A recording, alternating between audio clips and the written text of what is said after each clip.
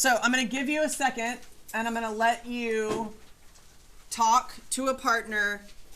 Where did you struggle, and what do you want to see from me? You want to answer this question. Some classes have not. You want to answer these questions. So talk with a partner. Where did you struggle, and what do you want to see from me with this? You got about 1 minute. Ready, set, go. There was a lot of language in here that was easy to point out, but I struggled kind of finding where the shift was. That was really. I could find it. Yeah, I found it, but I still wasn't sure. I found things, but I struggled connecting to big ideas or what the big thing he was trying to say. Yeah. I think there was a lot of really good descriptive language, but I think for this one it's more functioning rather than having a shift, it felt more just one cohesive thing. And trying to split it up into two different things made it a lot more difficult than if I just decided See, I disagree because I could see something. Where did you see this? Right after he quoted William. That's where I put it too, but I was struggling. But I saw it very clearly, but I could be very wrong. I think I would just like to see how to connect all of the language we're able to find to a big idea. I think he used a lot of really great stuff. It's just what was the big idea he was trying to pull out of it. Yeah, I didn't really get much of it. Especially I was trying to find stuff in the second half, and I'm trying to remember what I wrote down, but I couldn't really find a big idea out of this that related to the front half in the way that I wrote about how they organized the actual copy. All right, talk to me. I'll tell you the things that were easy. Rhetorical situation, easy. Audience, easy. Shift, easy. Assertions, easy. Language, easy.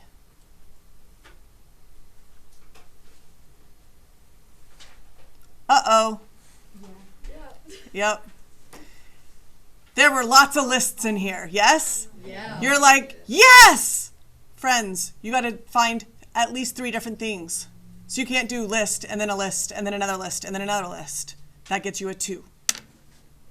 Even if you analyze them well, because you're not analyzing multiple choices. Where did you struggle? Now, I'll tell you what I did. I didn't look at the prompt. I mean, I did when I pulled it. But I didn't read and annotate it until this morning first thing. So I did it off first glance just so I could see what y'all felt like. I felt pretty good. All right. Where'd you struggle? All the things that I said were easy? Yeah. Especially shift. Shift was super easy. I didn't even have to read it. I guessed it before I got in there. Following all the things I tell you to do. What do you want to see from me? Okay, good answer. Yep. Go through and not really look at all the specific language, but look at kind of what big ideas he has in both of the halves and how you would word those ideas. Okay. Connecting ideas. Yeah. That sounds like used to call them. Yeah, like the high dollar Yeah. Yeah. They're pumpkins and seeds. seeds. Yeah. They are pumpkin seeds, yeah. Okay, so if we start with the prompt, what are the things that I have to find in the prompt? What do I have to identify? The speaker, the time, and then the exigence. Yep, all the rhetorical situation, right? The speaker, the purpose, the audience, the context, his exigence, all those things, right? All right. On August 29th, 2009, then President Barack Obama delivered a eulogy at the funeral of Senator Ted Kennedy in Boston, Massachusetts. I'm stopping. All right, so here's my speaker, right?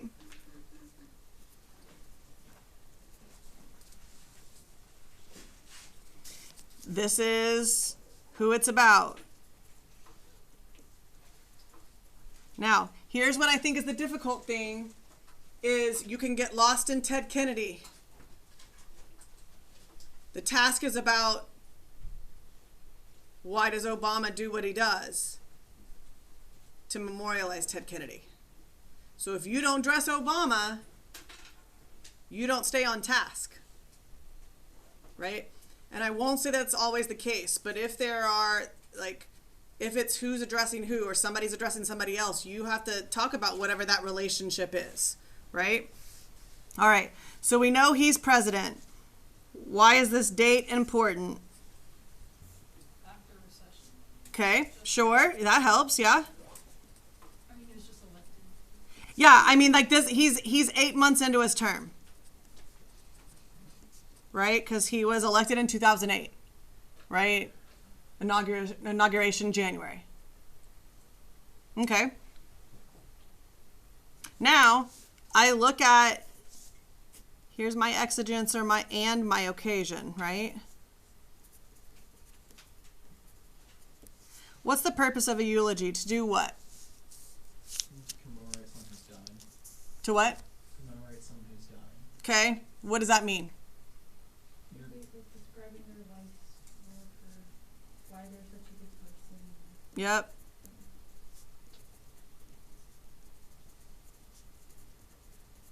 Why and how they should be remembered. Yep. Now, one of the things that I always want to try to do, and I'm telling you, this is the key to writing anything, is thinking about organization. Any essay, paper, email, anything you write, all begins with organization. So, what I try to do to make it easier on myself when I go into a passage is I try to figure out, what is the prompt leading me to understand that will help me to organize? So if I'm already looking at the idea of a eulogy of a politician, I go, okay, there are going to be two things that Obama wants me to understand about Ted Kennedy. Those two things are going to be what I'm asserting. Two things about Ted Kennedy that I didn't know before, right? You go up and you want to eulogize somebody, and you don't want to just tell everybody all the things they already know. You want them to understand the things that they did not understand before. So when I'm going to start reading, I'm going to go, okay, what are things in here that Obama wants us to understand about Kennedy? All right. Now, the next two lines are what I would call golden nuggets from the College Board, because it gives us a little bit of insight. They could have simply stopped with Kennedy at the funeral of Senator Ted Kennedy in Boston, Massachusetts. The following is an excerpt from Obama's speech. Read the passage carefully. They could have just stopped there, right? They could have not used this. There's a reason why College Board wants us to understand how long Ted Kennedy was a senator and Obama's connection to him.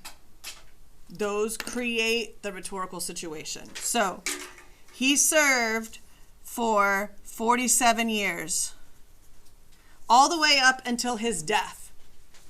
2 days before he died, he was in the Senate. Okay, so if you don't even know anything about Ted Kennedy, what do you know just from the mere fact that the College Board told you he has served for 47 years? Okay. Now, those are things that people already know, right? So that probably won't be an assertion, but it's important for me to understand. What else? I mean, you must have really enjoyed it. I mean, that's dedicated. He was successful. You get that from 47 years? Well, yeah, I mean, he could have been voted off if he did that. Okay, so because he wasn't voted out, because he's an elected official, what does that tell you? He was loved by the public. He was popular. Yep, that's it. Listen, there are people that are crap that are sitting in the Senate now for years, right? But he was popular for 47 years, right? He stayed. What do they vote senators? Every two? Every 2? So what is that? 20, almost 24 years? Right? So for 24 years, 24 times, not 24 years, 24 times he was voted into office. That's generational, right? That's multi-generational, okay? So that's what I look at there. Why do I need to know that? So whenever there's extra information that's in the prompt, I go, why is the College Board telling me that? Because that helps me to understand a little bit more about the position. Then the next one, Obama served with him in the Senate from 2005 until Obama was elected president in 2008. So they served in the Senate together. So they worked together. Obama just didn't become his boss. They actually worked together. You have an advantage if you read Obama's most recent book, because he's talked about how Ted Kennedy was kind of like a mentor to him in his first years in the Senate.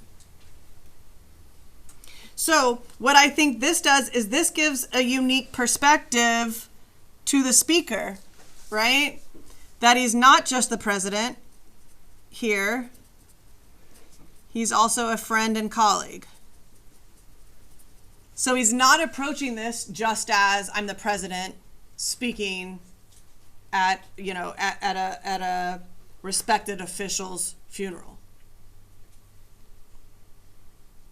All right. What else do I need to find or identify in the rhetorical situation that I haven't noted now? Nope, it's not rhetorical situation. The audience. Yep. And with the audience, what do we always say? We need to do what? Go to the third power. Thank God some class is listening. All right, remember we always need a descriptor. We're not just Americans. Who is the audience that is impacted by this? Friends, family, descriptors. Those are people. Give me a descriptor of those people. Yeah, mourning, grieving.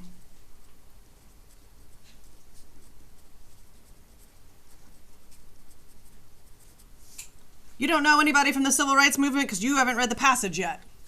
So you don't know that he had anything to do with that. Who else is in the audience? Okay, elected officials. Notice my descriptors. Why? Because I'm not just saying senators, elected officials. Why does that connect Obama and what he's saying about Kennedy to them? Right? So when you have that descriptor, that's giving you a way into analysis for your piece of evidence. Give me one more. The citizens of his state who voted him in. Okay.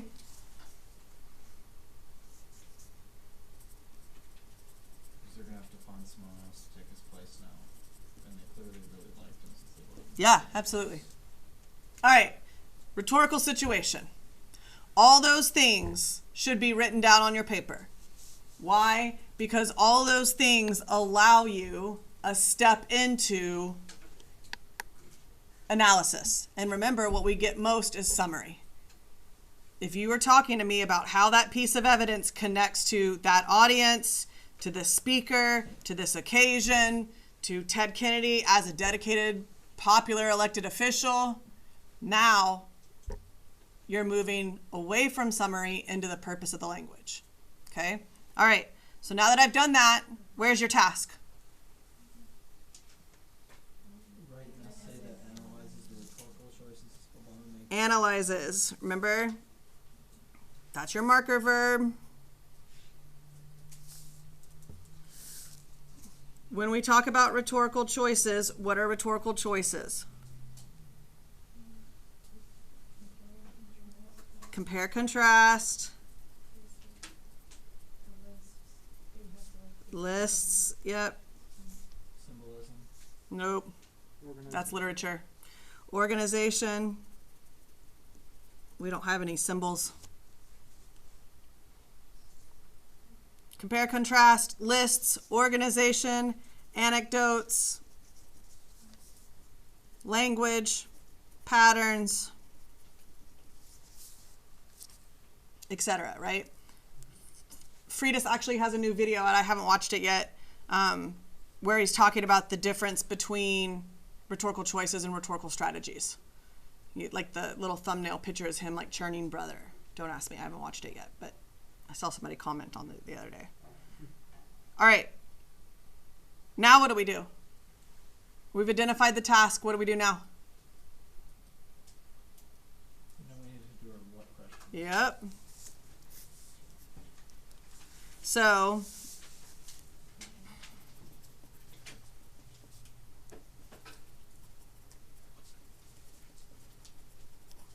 what is memorializing?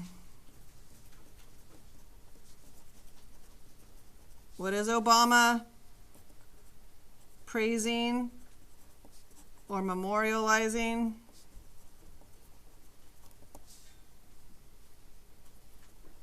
About Kennedy?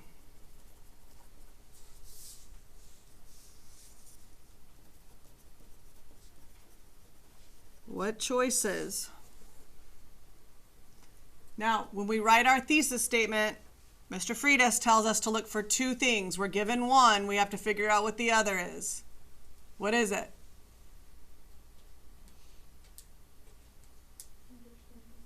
Yep, the understand and do. So, where is the understand or the do?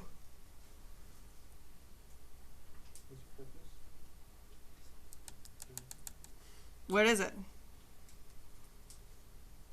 There's the purpose of praising and memorializing Kennedy. So here is, what is that? Is that the understand or is that the do? It is? He wants the audience to understand the praising and memorializing? No, he wants them to do it. He wants them to do it. This is the do. So then, what does Obama want his audience to understand about Kennedy? Now, I think this is different than what is he praising, because you look at like what is he praising, here are the two things that he's praising and memorializing about Kennedy, and then because of that, what does he want the audience to understand? All right. So going into this, I look at this right here is going to create my assertions. So as I'm reading, that's what I'm looking for, is I'm looking for the two things that Kennedy should be remembered about or for. Does that make sense? So before I go in, that's already what I'm reading for. When I annotate, I'm not annotating for devices, I'm annotating for big ideas. Those big ideas I connect to my assertions. All right, deconstructed my passage, or my prompt, now what? How do I guess the shift? Just drop my finger on it? You look for so where the text changes. How do I do that? Like somewhere where it goes from. What do I do first? Change in language. I do what? Number your body paragraphs. Now, heads up, I didn't change this to 2 columns, right? So on the day of the exam, we should see 2 columns. All right, I just didn't change it for that. But still, same process occurs. Today we say goodbye. But those, oh, that could be a transition. It's a little early, so I'm not going to count that. Ted Kennedy was 3. The spirit of this spirit of resilience 4. It is a string 5. But that was not Ted Kennedy. Oh, okay. I'm guessing it there. But that was not Ted Kennedy. It's not always going to be that easy. But when I read it, I go, freaking yes. Why? Because then I look, and I still have paragraph 7 and 8. So it fits a couple of things. It fits my transition words. It also fits about halfway through. Right? A little bit more.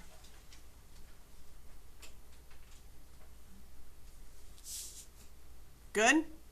So now I already know I'm probably going to, and I'll give you an example of how you could have organized it. Listen, if I'm stressing out, this is what I'm going to. Here's my shift. Remember, this comes from paragraphs, then I'm going to go half and half, right? That's what I'm looking for. These are my assertions. If I'm stressing out, I go back to divide in half, divide in half.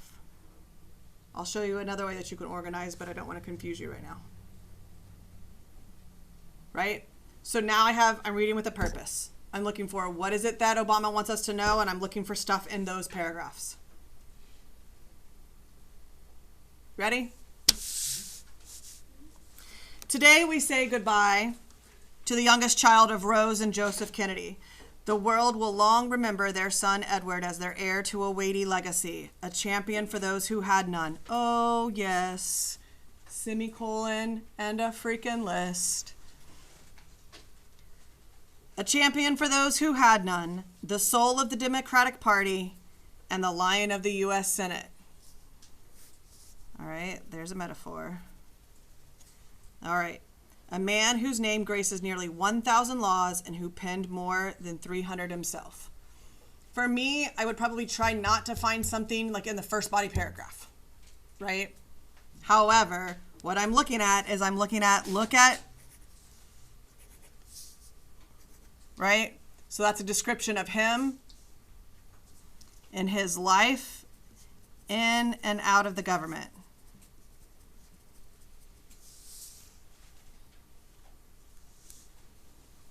But those of us who loved him and ache with his passing know Ted Kennedy by the other titles he held: father, brother, husband. Freaking list! Doesn't really do me any good, right? Everybody kind of knows that. Uncle Teddy, or as he was often known to his younger nieces and nephews, the Grand Fromage, the Big Cheese. I, like so many others in the city where he worked for nearly half a century, knew him as a colleague, a mentor, and above all, a friend. So, I'm looking at, this is more than, he was, again, more than a politician. And I feel like, especially in the context of a public eulogy, and a public eulogy for a well-known person, you want the people to understand that he was a man, that he was a real person, right? He was human. But I also I got to look at this from the perspective of Obama. This is very kind of, I don't want to say informal. I would say it's it's very personal. It's not your typical, presidential, this is who he is, right? He's kind of joking, he was the big fromage, the big cheese, right? That's how everybody knew him, right? So for Obama to open up that way, you could tell that he has that connection to Kennedy to be able to say those things. Ted Kennedy was the baby of the family who became its patriarch, the restless dreamer who became its rock, who became reads out, right? So I look at, here's another list. However, I'm not going to look at the list. I'm going to look at this idea of who became. That's a transformation. From a baby to a patriarch, from a dreamer to the rock.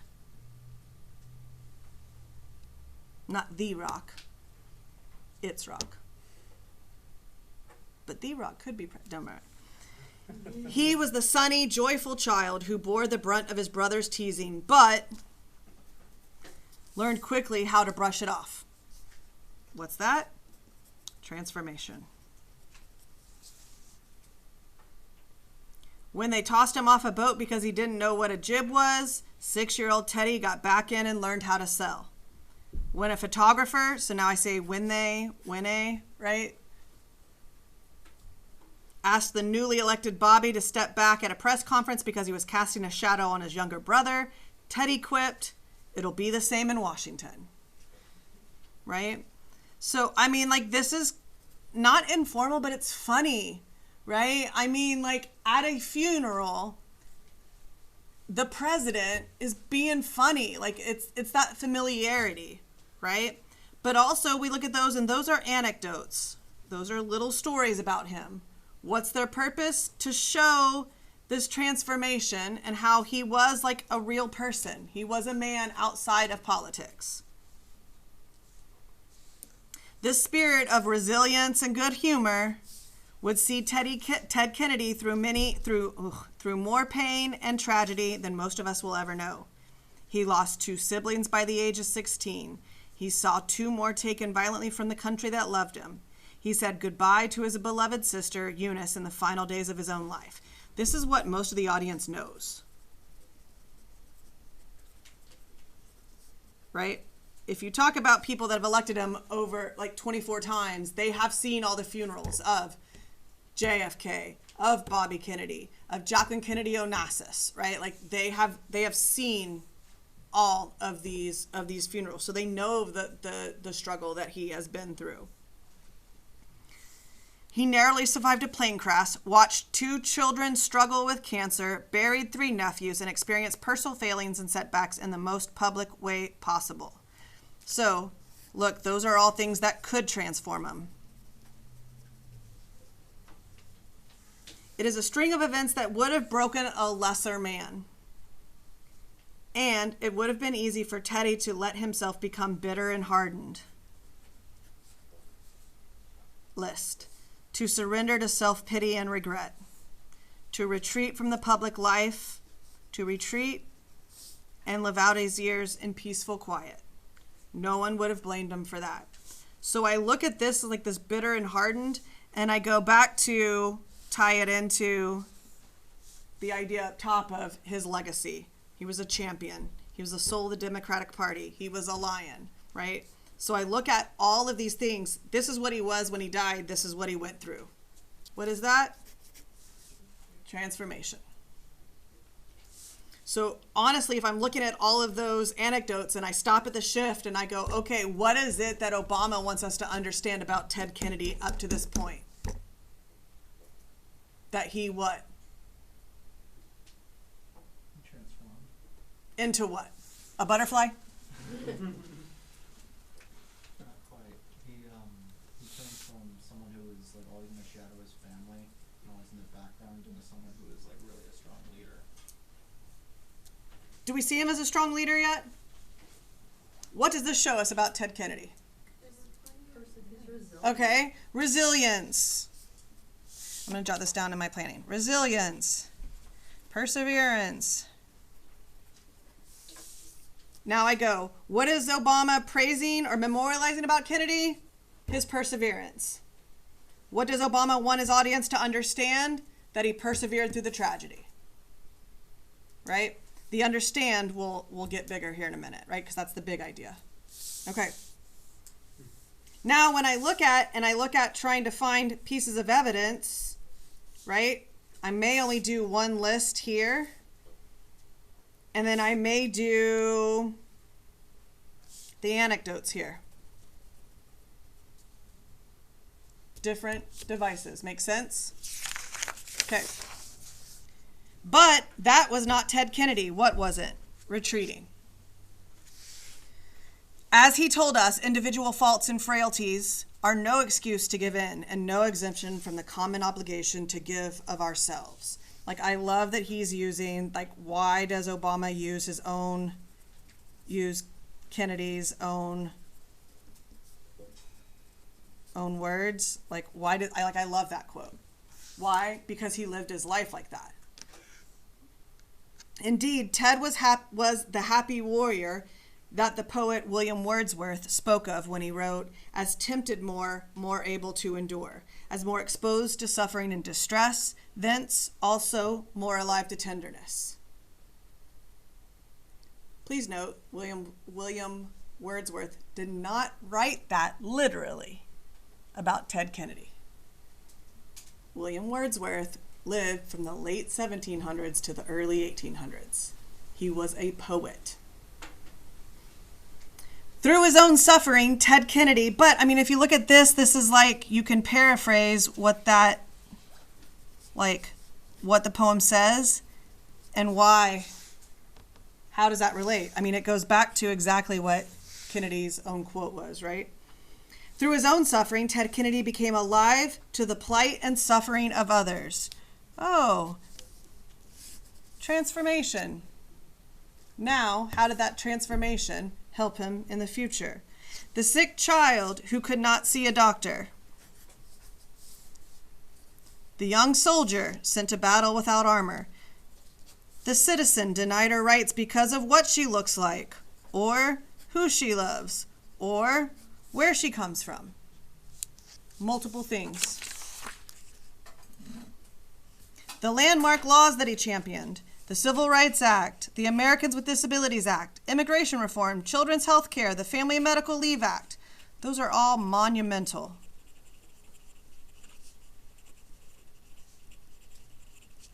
That are still impactful.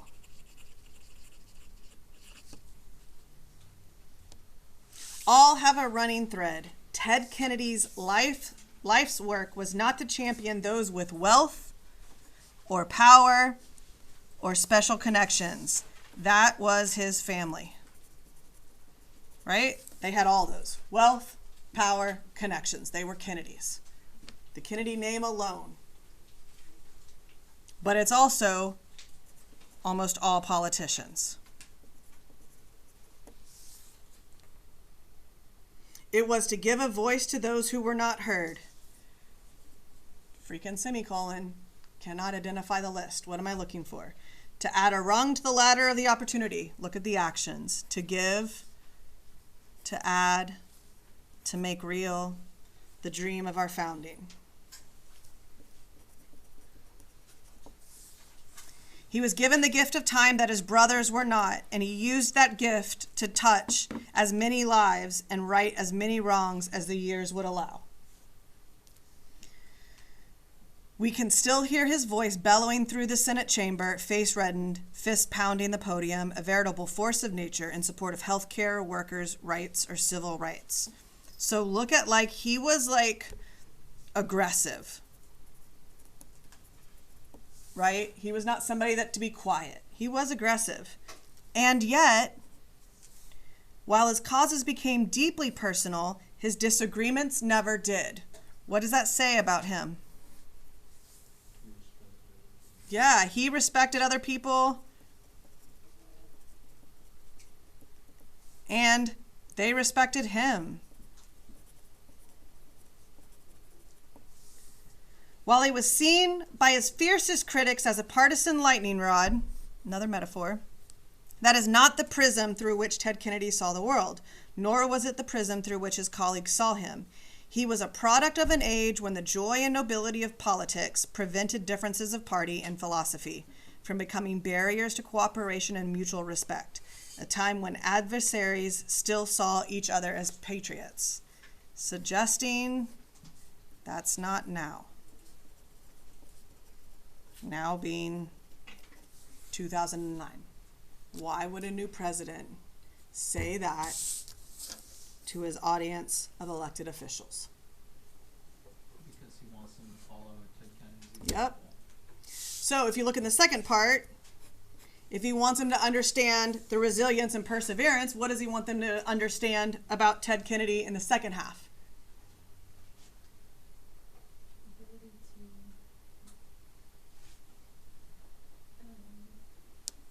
Kenny could understand people without making disagreements, just kind of able to compromise, able Okay, to so you could say his compromise. You could also say his legacy as an official, right?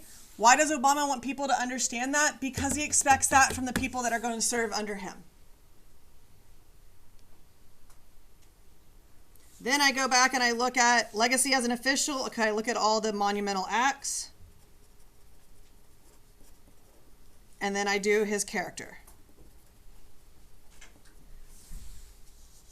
Do-do-do-do. Essay planned.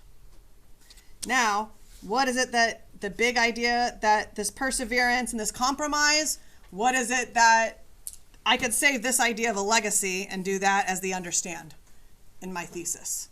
What is it that Obama wants his audience to understand? That we need more politicians and family men and men in general, like Ted Kennedy. That's the understand. How are they doing that? Through memorializing, right? So then we write our thesis statement, and our thesis statement starts with by, and then our verb, and then our choice, and then transitions to, right? By plus your verb plus your choice. This, my friends, is a choice.